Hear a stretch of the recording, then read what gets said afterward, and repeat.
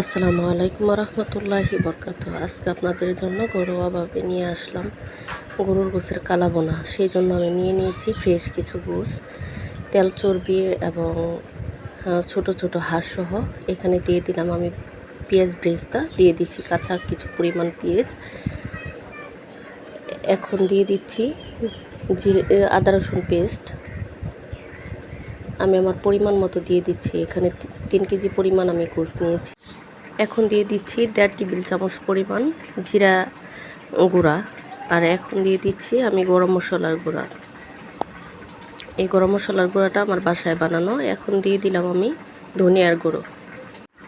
এখন দিয়ে দিচ্ছি আমি গরুর গোশের কিছুটা মশলা। এখন দিয়ে দিলাম 1.5 টেবিল চামচ পরিমাণ হলুদের গুঁড়া। আর দিয়ে দিলাম সাথে মরিচের 3 চামচ পরিমাণ মরিচের গুঁড়া। আর দিয়ে দিচ্ছি এখন দুই রকমের বাদামের পেস্ট। দিয়ে দিচ্ছি পরিমাণ মতো সল্ট। এরপর দিয়ে দিলাম সয়াবিন সরিষার তেল, প্রায় 400 গ্রাম পরিমাণ দিয়ে দিচ্ছি। আর এখানে 200 গ্রাম পরিমাণ আমি সয়াবিন তেল ইউজ করলাম। 2 ধরনের তেল দিয়ে আমি ভালোভাবে এখন ম্যারিনেট করে নেব। আমার বাসায় টক দই নাই বলে সেজন্য আমি 2 চাক লেবুর রস দিয়ে নিলাম। এখন দিয়ে দিচ্ছি সয়া সস। এবার ভালো করে ম্যারিনেট করে নেওয়ার পালা। আমি দিয়ে নিয়েছি 1 টেবিল চামচ পরিমাণ কালো ব্ল্যাক পেপার। আমার ভিডিওটা স্কিপ হয়ে যাওয়ার কারণে আমি দেখাতে পারিনি। এমনভাবে মাখিয়ে নিব যাতে সম্পূর্ণ গোশগুলার ভিতরে মশলাগুলো ঢুকে যায়। ম্যারিনেট করে আধা ঘন্টার মতো রেস্টে রেখে দেব। এরপর বসিয়ে দেব আমি চুলায়। এখানে আমার মাখাতে গিয়ে মনে হলো যে আর কিছুটা পরিমাণ তেল লাগবে, যেহেতু চারমোড়া বের হয় নাই। এখন দেখেন তেল কিছুটা দেওয়ার পর চারমোড়া বের হয়েছে, মনে হচ্ছে এখনই কুক হয়ে গেছে। বসিয়ে দিলাম চুলায়।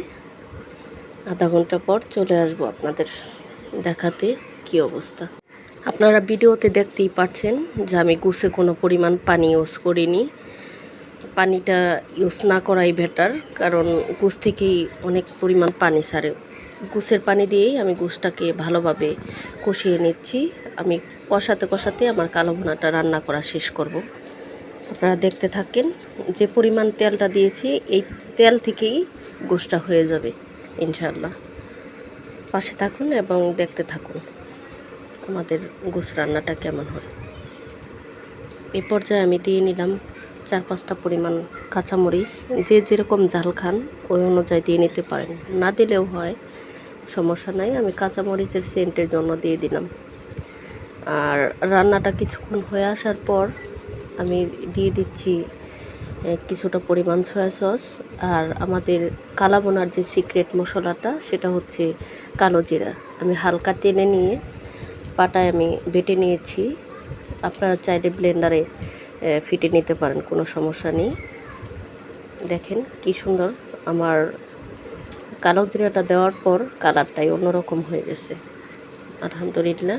ভিডিও শেষ পর্যায়ে যখন আমি ডেকোরেশন করেছি, এখানে তেমন একটা কালো বোঝা যাচ্ছে না।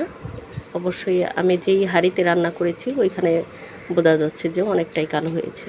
দেখেন, আর খেতে খুবই মজা ছিল। আল্লাহ হাফেজ।